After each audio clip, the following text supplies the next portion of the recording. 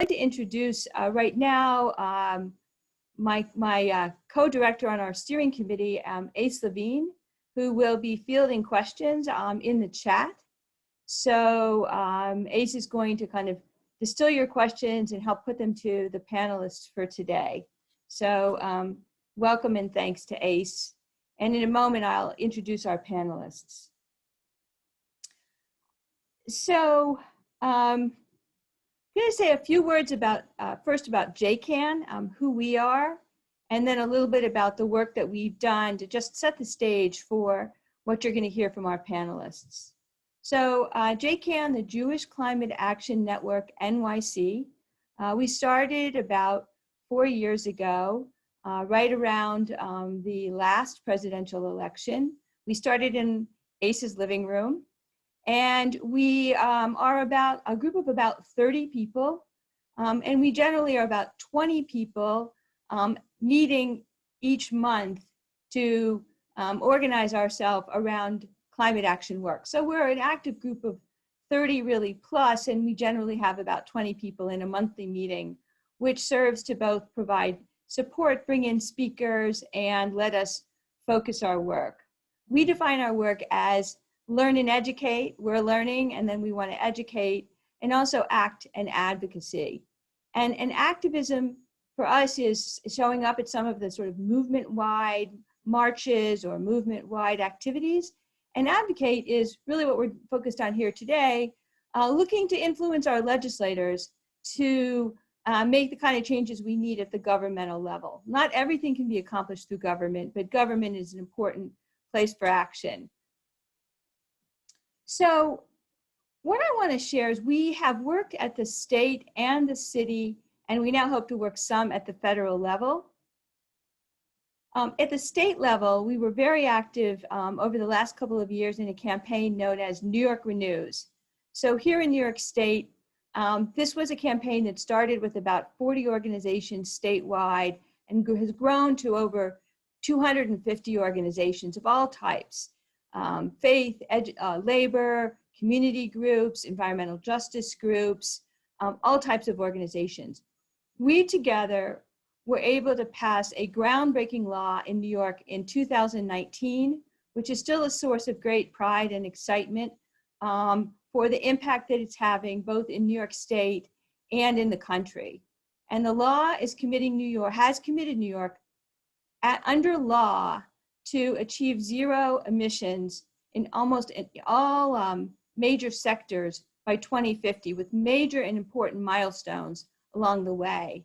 And that bill also centers environmental justice so that in making the kind of shifts we need to with renewables and energy conservation, improvements to the grid and all of that, we do it in a way that we also make amends for some of the environmental issues that some communities face that no communities should face. So this bill also centered that.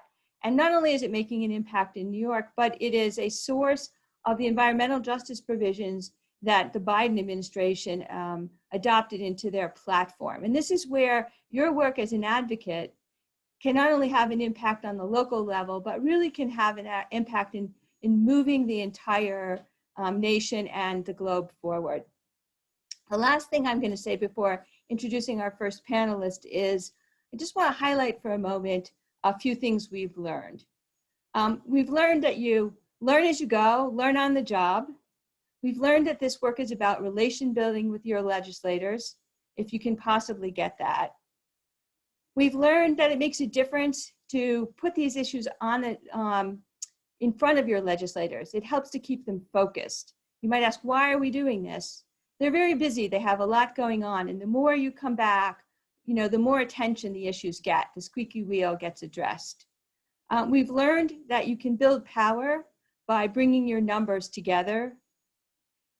And we've learned that we're part of a larger movement, and it's together with that larger movement that we make a difference. So with that, I have the pleasure of introducing our first panelist today, who is Ben Orloff. Ben is a member of JCAN. He's a professor at Columbia University. Ben is an anthropologist who currently studies climate change and glacier retreat and has made numerous field trips to Latin America, I believe to Peru and other places as part of that work. And Ben is a recurring researcher and contributor to the Intergovernmental Panel on Climate Change, the IPCC. So we feel very lucky to have Ben as a member of our JCAN group. And Ben is very active in our advocacy work. So Ben, love to hear your comments and reflections.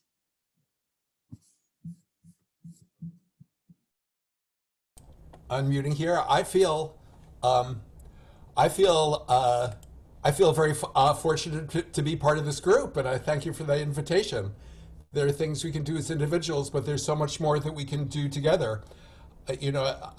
Wendy, thanks for explaining. I work as a professor at Columbia. I teach.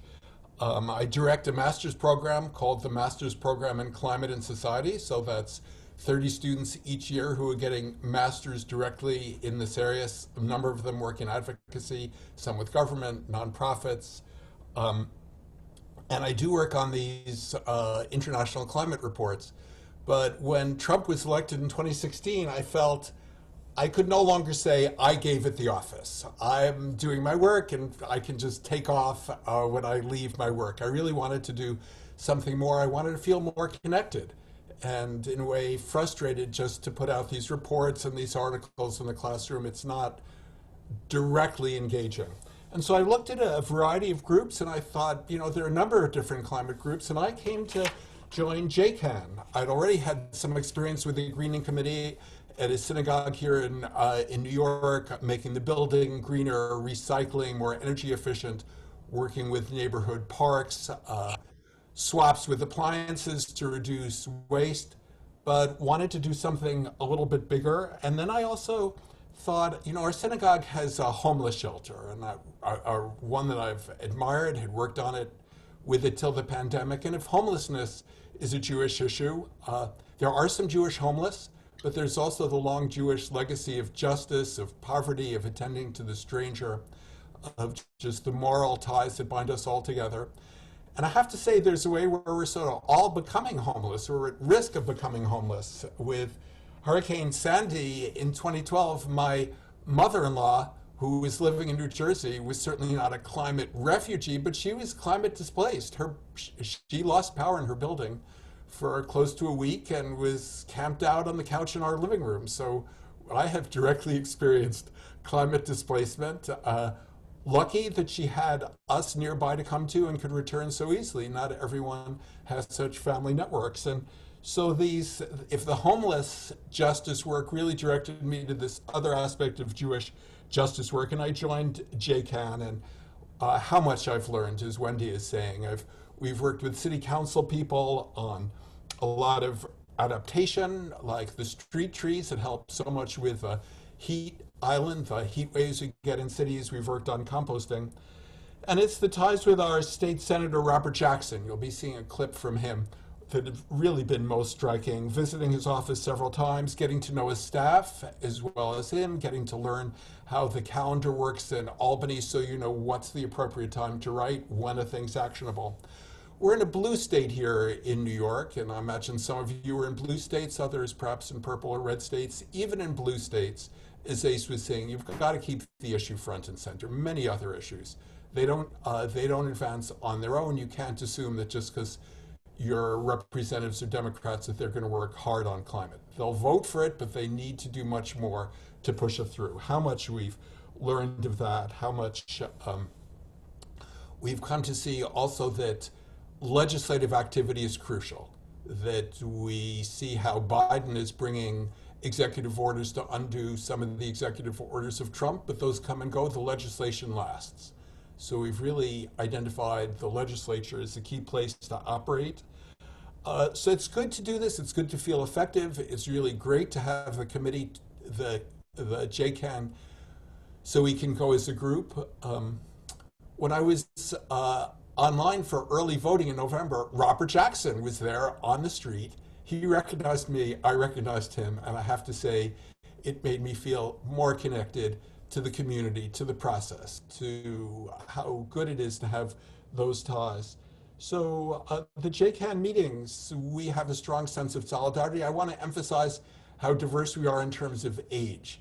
It's the most age diverse group I belong to. There are the youngest people are maybe doing their bar and bat mitzvah projects, and we have some quite elderly people and really a whole range of ages. And that intergenerational aspect is also something that deepens our commitment, deepens our sense of how we learn from those with more experience, how we bring forward those who are ahead. So I'm ready to could ask for some questions, or Ace perhaps could direct some questions. There aren't any questions at this time, Ben. So because of time, I can either ask you one, I always have one, or we can move on to the clip of New York Renews. What would you like, Wendy, as our facilitator? I think it'd be great if you ask Ben one question, and then as we go through this to everyone, if you'd like to put questions in the chat, we're going to take one or two as each speaker speaks, and then we'll take questions when everyone's done speaking. So for now, Ace, please ask Ben a question, and then we'll go to the clip. Ben, how important do you think knowing science is to becoming an informed climate activist? Well, it's on a couple levels. I think you need to understand that there is science, and you need to have some sense of how it operates and how it trusts. With the pandemic, we may not understand all the details of the vaccines. We may not understand which ones have to be refrigerated, why one needs a booster in 3 weeks and one in 4 weeks, but we really need to understand the germ theory of disease. We need to understand that there is this thing called infection. And so similarly with climate change, you don't need to get into all the details of climate models and the details of different types of solar radiation coming in, but you need to understand, you need to do more than just say, I believe the scientists, they have advanced degrees. You need to have a comfortable working knowledge. That's not hard to get. Many resources for it. It's one of the things we provide at JCAN. Thank you, Ben. Okay, we're going to show our first clip.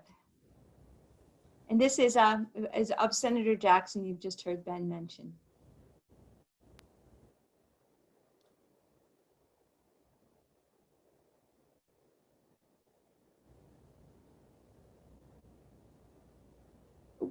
Oh, there we have Senator Biaggi, yeah.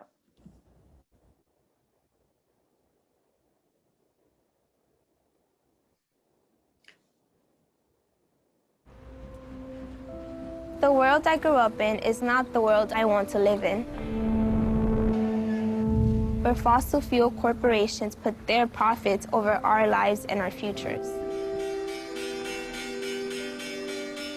where they poison our neighborhoods and fuel storms that hit our communities the hardest. But my friends and I are fighting for a new world. I am part of New York Renews, a coalition of small farms, faith, labor, and environmental groups, from Buffalo to Long Island. And last year, we won big. New York State lawmakers passed one of the most ambitious, among the most aggressive legislation in the country. A sweeping bill calls for the elimination of greenhouse gas emissions in the next 30 years. All we need to do now is fund this transition. And you know who's going to pay? The same companies who profited when destroying our air, land, and water. Cuomo, don't be a fool. Get New York off fossil fuel. We are going to pass the Climate and Community Investment Act, the CCIA. What do we want? What do we want? It will make polluters pay and invest that money into our neighborhoods, into green jobs, into our future. We are sowing seeds for a future without fossil fuels. Join me. Join New York Renews. Let's build the world that we want.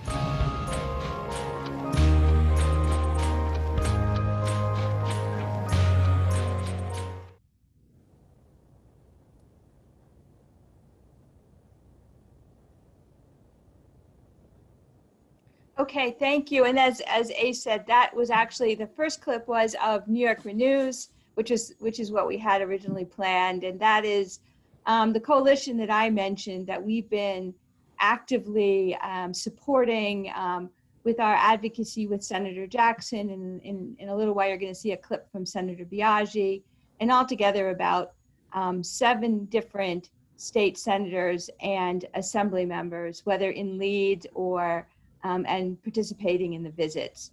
And also, as you heard in that clip, having passed this tremendous bill that put into law, that can't just be changed by executive order, the commitment to eliminating emissions.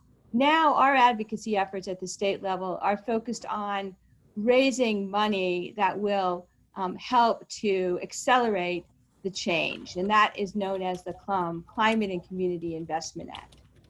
So with this, I'm now going to introduce our second panelist, who is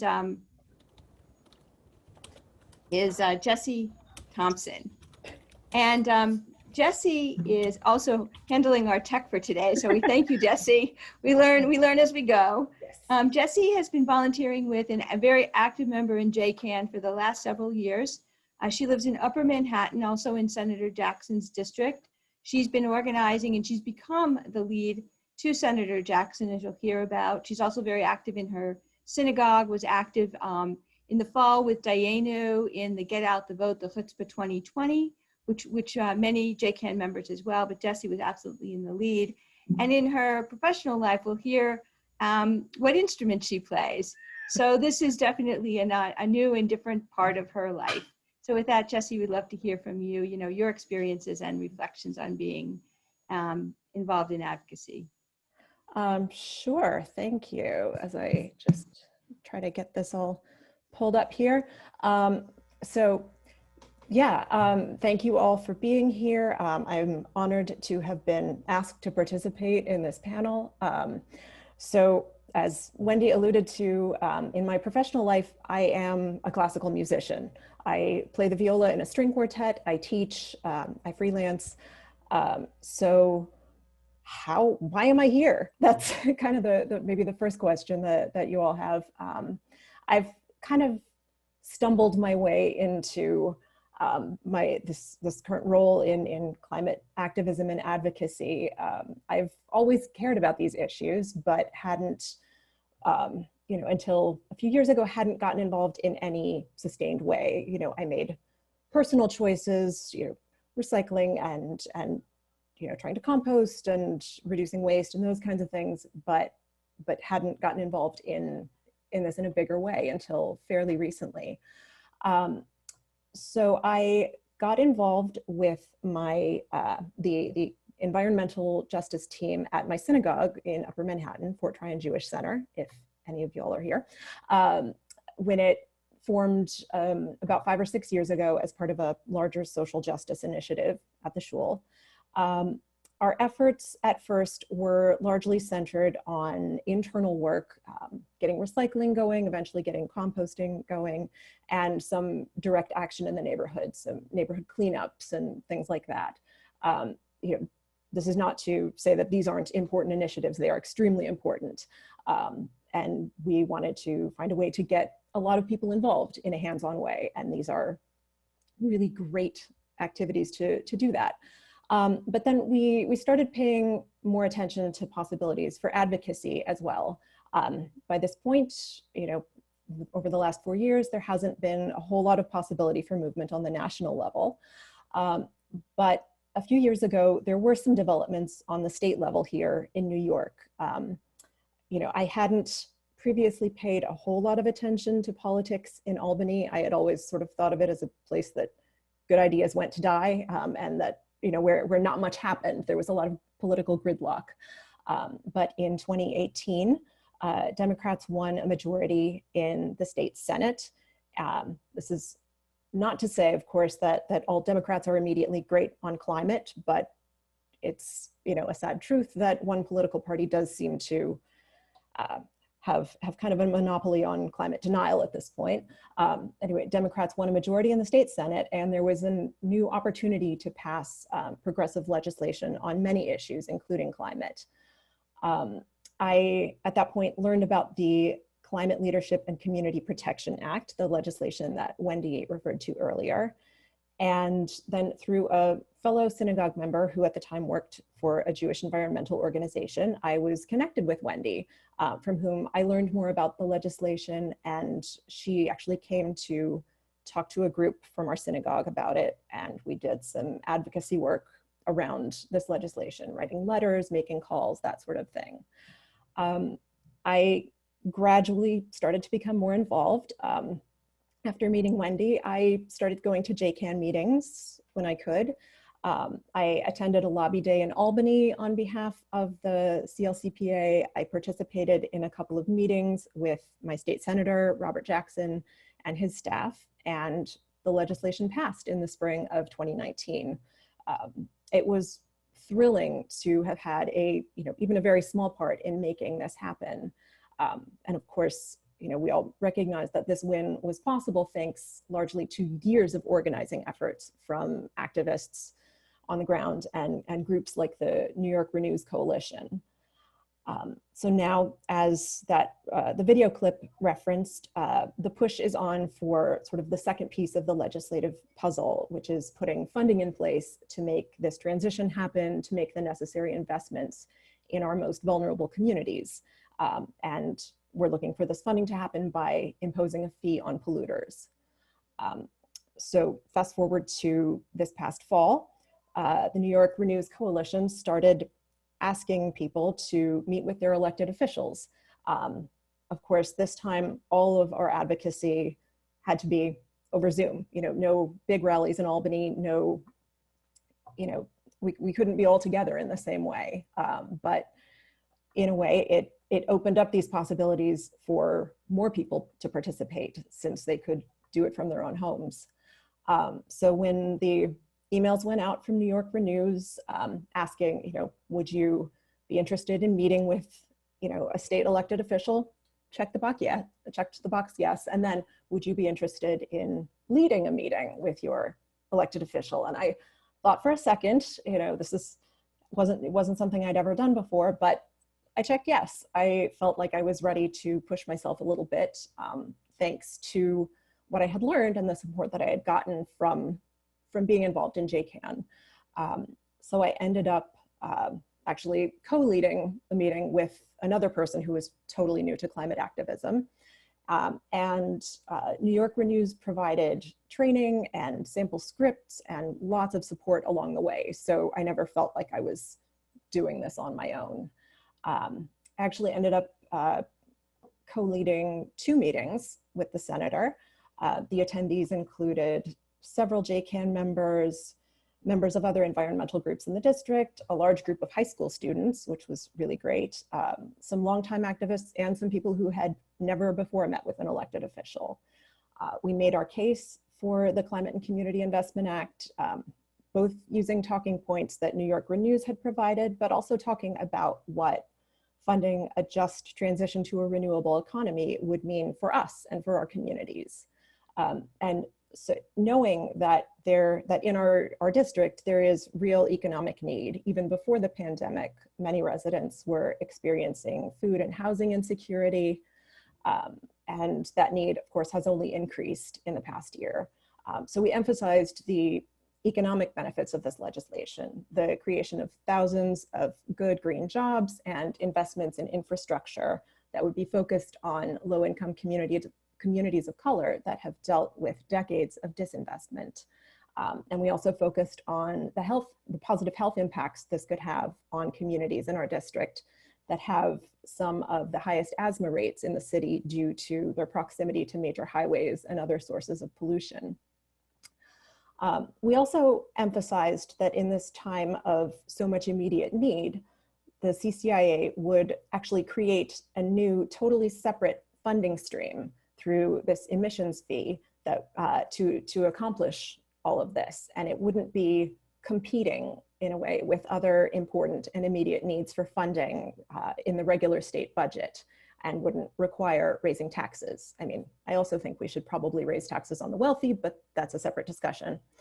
So in our first meeting, the senator seemed generally supportive, but also pretty preoccupied with meeting immediate needs in our district. And there was so there was a little hesitation to commit right away to co-sponsoring the bill, which is what we were asking him to do. We got the sense that he would probably support it, but maybe needed a little extra push.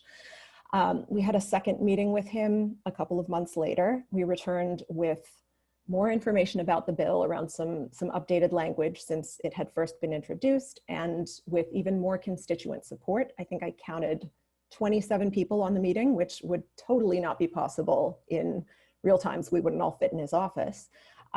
And he agreed to co-sponsor the CCIA and to use his leadership positions within the Senate to advocate for the bill.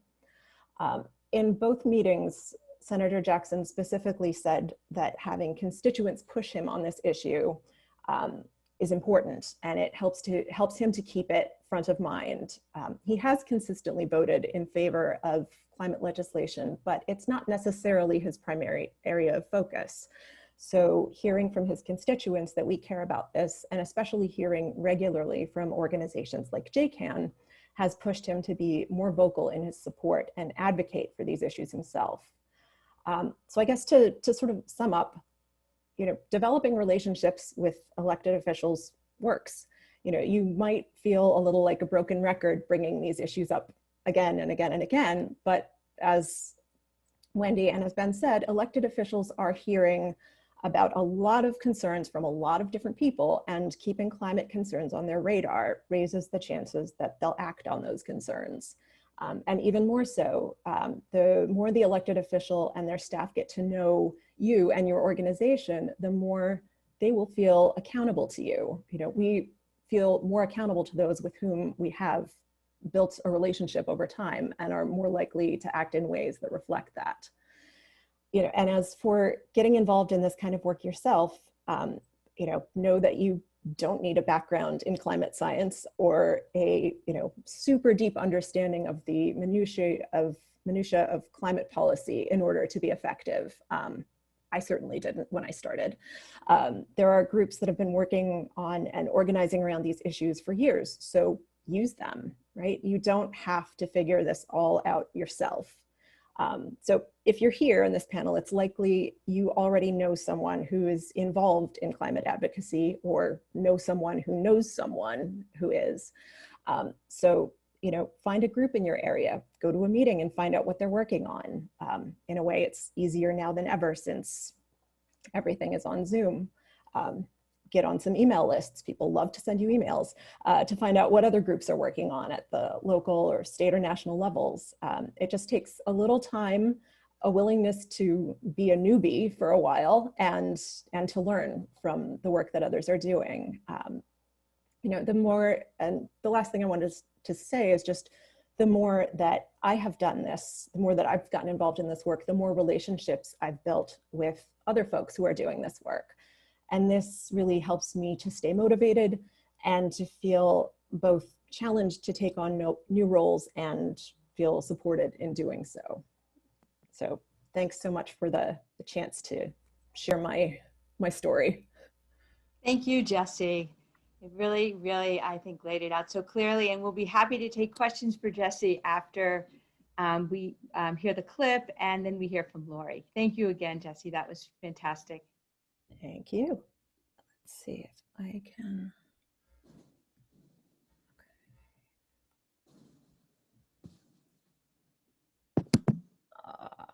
Okay, hold on. Oops. Slight tech snafu. Give me 1 second. There we go. Hi, everyone.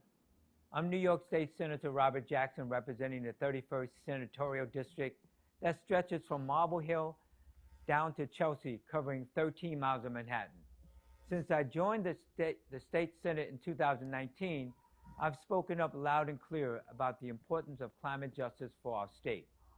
In the final negotiations around the Climate Leadership and Community Protection Act in 2019, I fought back against Governor Cuomo's attempts to water down the key provisions of the legislation. My team and I also organized a climate justice summit later that year to chart a path forward, and I am 100% on board with the revamped Climate and Community Investment Act, we need to pass this year. As outspoken as I have been on climate justice, I couldn't do it without strong advocates in my corner, like the Jewish Climate Action Network, JCAN. JCAN has many members in my district, along with organizations like We Act for Environmental Justice and the Wheels School Green Corridor team. They are some of the fierce advocates who keep pushing me at the table in Albany. And I admit to you, sometimes I feel like we meet a little too much. But then I think back to my work on the Campaign for Fiscal Equity, and I remember the values of perseverance. JCAN is in this for the right reasons. They're a disciplined group, and they have fought on their goals and objectives of climate justice for all. I admit that, and it's what makes the effective advocates for change. One of the latest changes I want to talk about is a constitutional amendment to the state constitution. I just passed in the Senate. When it's passed in the Assembly, it will go to the people of New York in November to vote on adding these 15 words to our Constitution. Each person shall have a right to clean air and water and a healthful environment. This language will finally be put in place to safeguard that requires the government to consider the environment and our relationship to Mother Earth in decision making. If the government fails in their responsibility, New Yorkers will finally have the right to take legal action for clean environment because it will be in the state constitution.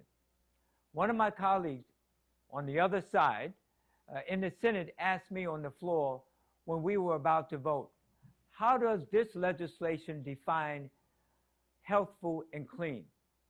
And my response to him, and I said to him, that it doesn't. It shouldn't have to, because we should all understand what that means. But in the event that it becomes contested, the advocates will fight it out in court, just like I did over education. Let me tell you what that was about. About 13 years ago, after 13 years of litigation, the courts finally defined that the constitutional right to education required that all children receive a sound basic education that includes graduating from high school, knowing how to read, knowing how to write, knowing how to serve on the jury, and being able to hold competitive employment. That's what was guaranteed by the New York State Constitution. The same process may end up happening for this constitutional amendment. And advocates whose issues and concerns are centered on environmental justice, including our own JCAN, will lead that fight. And I know that we will be in good hands. So I thank JCAN for all their advocacy so far, and I look forward to continuing to work with them on the multi-pronged fight for climate justice in New York State and beyond. And I say to all of you, drink a glass of clean water and breathe clean, fresh air, because all of us, no matter who you are, no matter your income, no matter where you live, you're entitled to that. And that's what we're going to fight for. Thank you.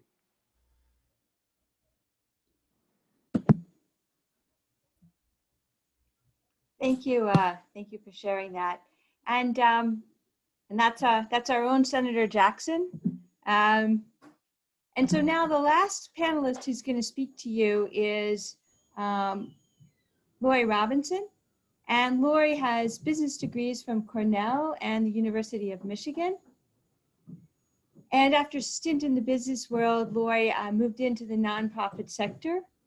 And since she was young, Lori has cared deeply about the environment, as I know many of you do and many JCAN members on this call do. And so Lori began to connect with JCAN, I think following a public event that we had, a panel. And she's been a critical part of JCAN's advocacy efforts and has gotten deeply involved now in state divestment campaigns. So with that, I'd Look forward to hearing from you, Lori.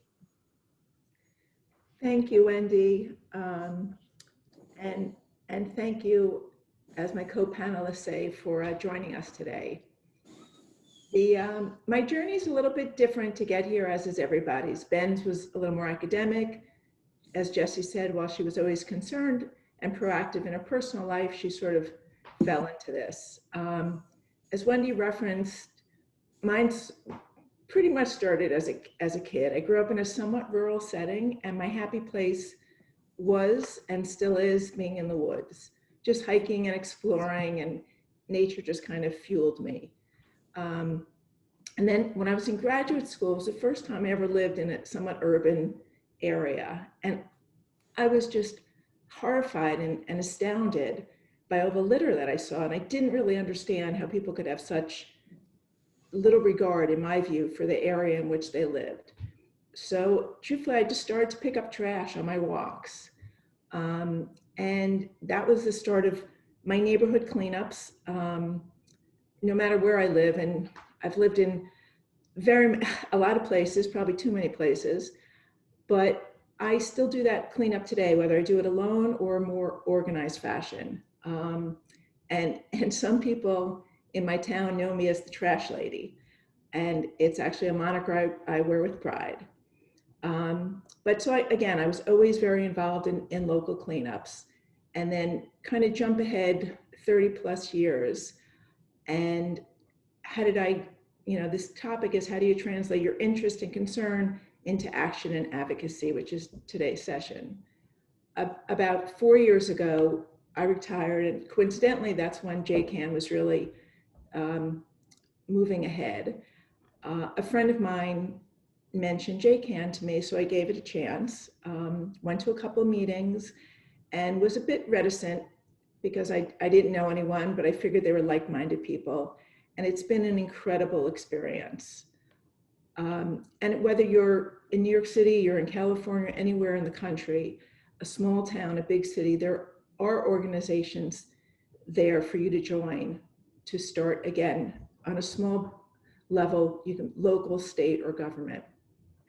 For me, JCAN has been wonderful because while I was, reticent to volunteer or even respond yes when asked to reach out to elected officials, I did. And JCAN and its partners, people mentioned New York Renews, which again is a New York State organization, or DIANU, which is a national organization.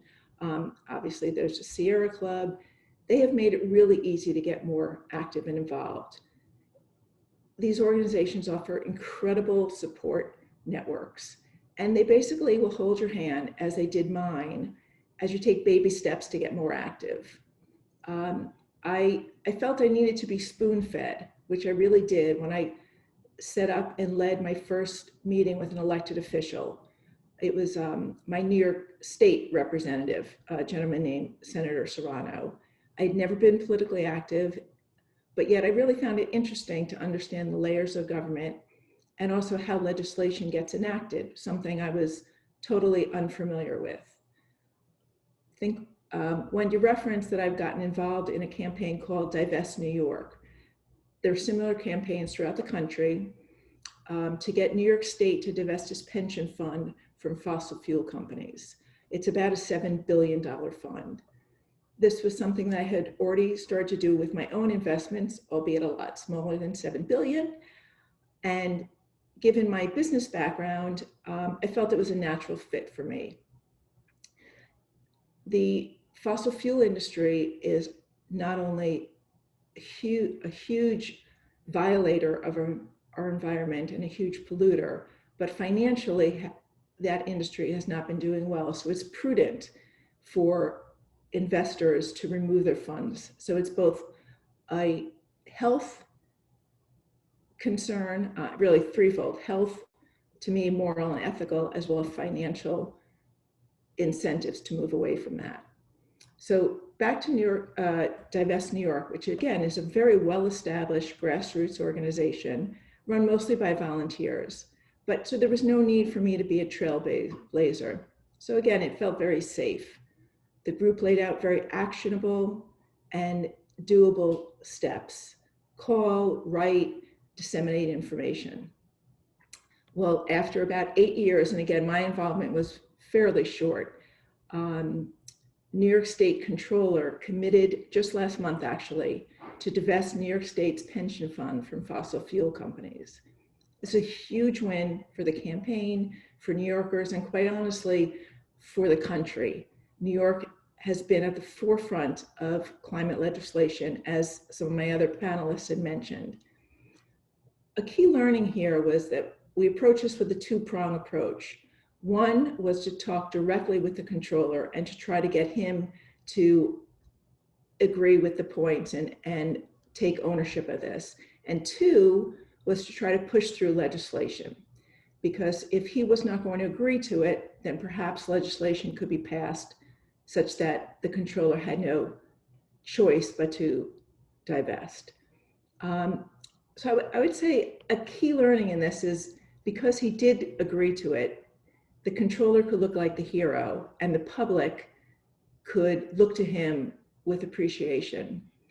And as the saying goes, it's, where possible, use honey to attract flies versus vinegar. But as I say, keep the vinegar on hand if the honey doesn't work. One of my learnings through this is you don't have to be at the forefront. You don't have to be a trailblazer. You can be a foot soldier. Follow an organization, attend meetings, make calls, and start small, as I did. And then you can graduate to making trips to your state capital, meeting with elected officials. We all can and really must get involved. So ask one of us how to join a larger campaign to magnify your efforts. Reach out to your local community to find an organization that might motivate you. And in the words of the sage Hillel the Elder, if I am not for myself, who will be for me? If I am only for myself, what am I? If not now, when? Thank you so much for your time, and I will pass it back to Wendy. Thank you, Lori, for sharing your experience. And I'm sure people have questions for you and for Jesse and for Ben.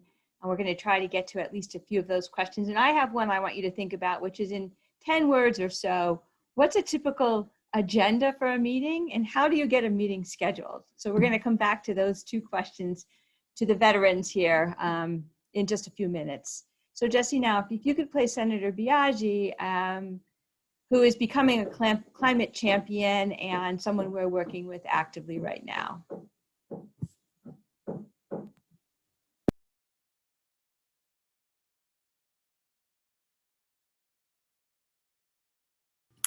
Hello, this is Alessandra Biaggi, and I am the state senator for New York's 34th State Senate District, representing parts of the Bronx and Westchester counties. And I'm very grateful to be able to share this important message with all of you. Climate change. It has been on the forefront of our community's minds for a very long time, especially in the borough of the Bronx, which portions of my district include, and I really want to recognize all of my constituents' work and emphasize how critical it is to follow the lead of those on the ground doing the work. Since taking office 2 years ago, I have had this incredible opportunity to work with so many remarkable district organizations like JCAN and the Point CDC on moving really meaningful and important climate legislation and environmental justice initiatives forward. And so I want to acknowledge this incredible coalition building that these groups are doing, and also just how critical it is for the success of the climate movement, because the reality is that this is a struggle that will ultimately affect all of us. And it is critical that we build this broad power to ensure that no one gets left behind. It's a really amazing thing to see happen before my eyes. And so I look forward to continuing all of our work together. It brings me joy every time we get to meet or have a conversation, especially because they are deeply meaningful and they are full of emotion and passion and incredibly brilliant people who are coming together to make progress and transformation in places that have only experienced darkness. And so I'm looking forward for this year to bring environmental justice to the forefront of what we talk about in the state of New York, because we cannot make change for the people without the people. Thank you.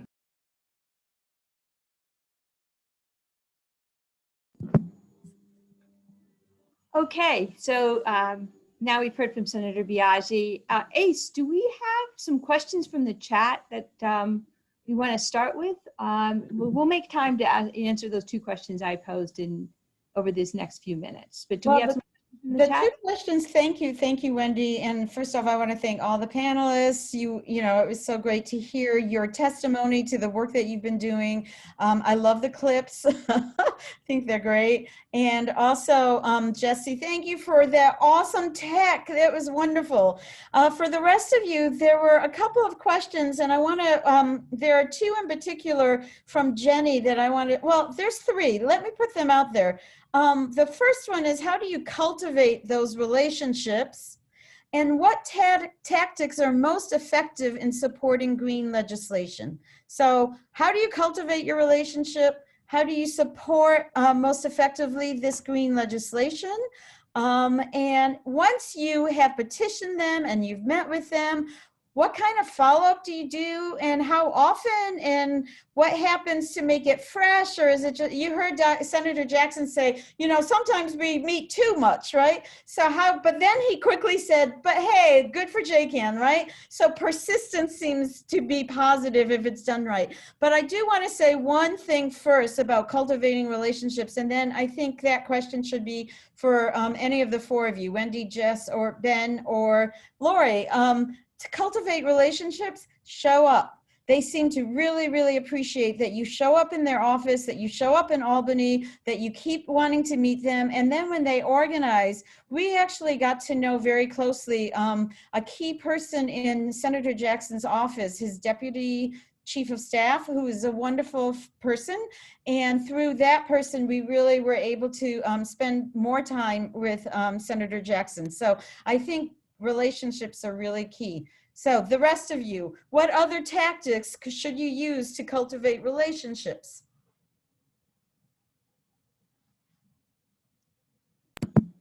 I'll jump in for a moment, and then let's hear from one more person. I think I learned from an organizer we all knew in New York News, Dan Sherrill, who was terrific, who's actually with Roots Action now, I believe. But he basically would defer back to us when we talked about what we would be doing and whether we were scheduling a meeting or what we were going to say in the meeting. Like, were we comfortable? Like, did we feel we could do it?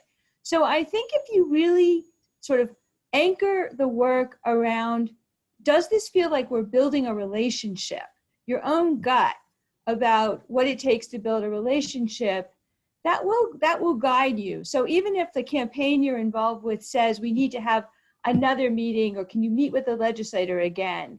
If you know from your meetings with the legislator, maybe you had a fantastic meeting, but now it's time to meet with the aide because that's going to be right in your relationship, then you do that.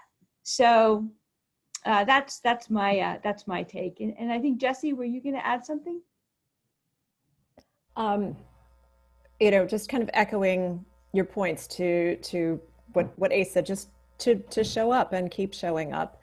And as you mentioned, you know, meet and talk to the staff as well, as Wendy was, as both of you were saying, you know, in dealing with Senator Jackson's office, you know, one of his legislative policy director is somebody who I have then, you know, followed up with via email about certain things. So, you know, so maybe we can avoid one more meeting, you know, if the senator is thinking that we meet a little too often, but, you know, only a little too often. I mean, I think just showing up and thanking them for work that they've done in the past is really important, showing that you recognize what they're doing. I would just add very briefly that one of the good things about JCAN is that we have members in multiple state Senate districts, so we can coordinate who's speaking to which state senator, we can, if there are times when things are really actionable in Albany, we can work together. And it doesn't hurt to remind the state senators of the frequency of elections and the number of voters in our community, and they're conscious of that as well. It's very much, I think, how they work. Thank you, guys. Wendy, I know there are a couple of people who raised their hand. If preferable, put it in the chat for us, please, because we're trying to follow the order in the chat. And I want to know how to follow up in a fresh and relevant way, because that sometimes is an issue. We do work with New York News, and if you're in a different state, if you can kind of follow a major organization like that, that gives you a lot of support, I think that's really helpful. We're the Jewish Climate Action Network. We want to build within the Jewish community, but we know that we're not going to reinvent the wheel. We work very closely with non-Jewish major environmental groups like New York News. But Wendy, maybe you could answer that question about how to keep that refreshing. And then I think we'll call on Liz and then Ellen.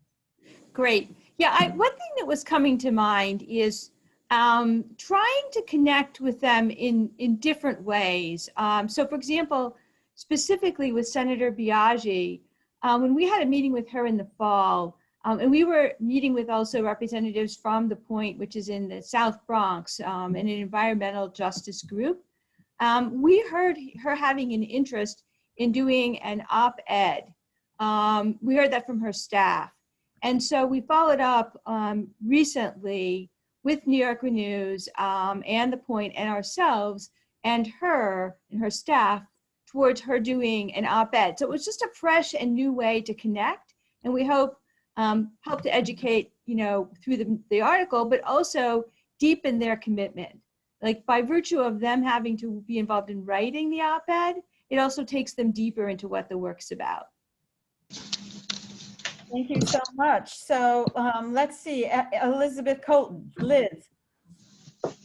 Yes, I just wanted to add that, for example, I have a state senator who's not a climate enthusiast, and it helped to do a little research on him before, and what really seemed to matter to him was jobs for his district. And we checked out the various committees he works on, and that moved at least his aide who we met with.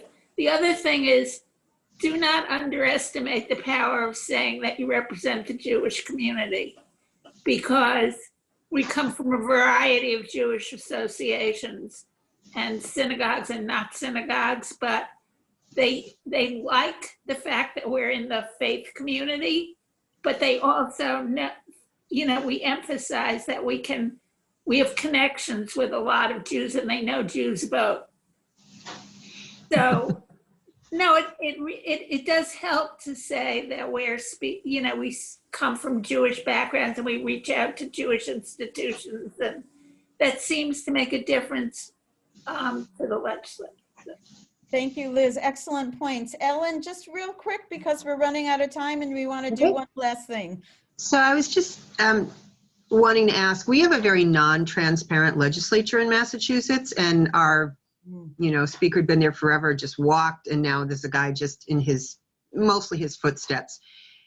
So what that really means is that we just never know till the last second, and then the games get played, and then Charlie Baker vetoes the climate bill. So how do we work through this non-transparency, this kind of almost cabal? And my state rep actually is one of the people within, but when they say no, it's no. You know what I mean? And we're supposed to be so progressive and liberal. So how do we work within that framework? Thank you so much. Wendy is my guru on these things. So Wendy, if you could maybe answer. Yeah, I mean, I would say, my observation is that there are groups that have been working for years, like the group that was the core of the New York News Coalition for years, to get traction. And the same thing, Lori spoke about the divestment work. So you may be in a setting where you're finding, again, you're building a coalition is very important, and you're staying at it. Also, I think I would encourage you to look for also places where you feel you can make traction, which oddly enough may now be at the federal level, right? So no, we don't have to only work at, we're working, we're trying to work at all levels. So Ace, I'd like to just say a few things as we conclude, and I know we just have 2 minutes, so I'm going to go ahead and do that. First, you can reach us in various ways through our website, which Ace has been putting in the chat, and maybe we'll do one more time. You can sign up for our newsletter through the website. You can also email us at info@jcannyc.org. You'll see that on the website. We're happy to connect with you and try to be of support.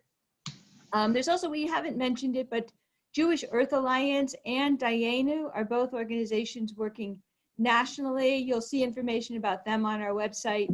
You can connect if you're in other parts of the country. So there's a lot of ways to connect. I also want to thank all the JCAN members who are on this call, who show up every day in this work. Just yesterday we did a call to contact your legislature for a budget hearing, and person after person said I did it. It was a 30-second step, but it was important. Numbers count. So I want to thank all the JCAN members who are on this call. To answer my own question, how do you get a meeting scheduled? I want you to know we learned you contact the scheduler. So, once you do some of this, you just start to learn like what's the path. But for that one, believe it or not, it's the scheduler. So as we conclude, what I would like to say here is, think about what in all of this resonates for you, like where you want to make a difference, what will sustain you. That's very important. What struck a chord for you? What could you see yourself doing? That's a good place to start. And just ask yourself, what's my next step? What's the one thing that I want to do next? Whether it's I want to tell a friend, because maybe that friend, like Lori's friend, will tell you about something. Or I know a group I want to connect to them. Or maybe I'll try the Sierra Club, if I'm not sure where else, because they're in a lot of states. So just what is that step that's right for you? And so with that, Ace, do you have any words you'd like to say in conclusion? Just look in the chat. I put in JCAN quite a bit in the chat, and thank you all for coming. Some really great comments in the chat. And is that it? I think that's it. Thank you to all our panelists, and thank you to everyone that attended today.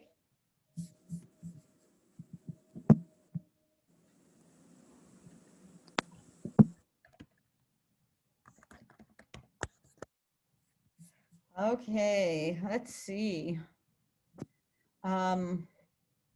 Yeah, let's wait a minute to debrief. Can we wait 5 minutes and debrief?